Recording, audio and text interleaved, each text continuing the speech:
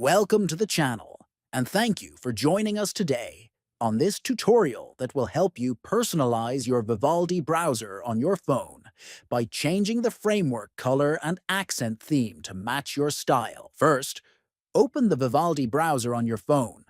Next, tap the Vivaldi icon located at the top right corner of the screen. Then, scroll through the menu and select Settings. After that, select Appearance and Theme from the menu. Now, tap on Theme to see the available options. Under Accent Color, you will see a list of colors or a color picker that lets you choose the color that will be used for interface elements throughout the browser. Finally, pick the color you want by tapping it and watch how the framework and accents are updated instantly to reflect your selection.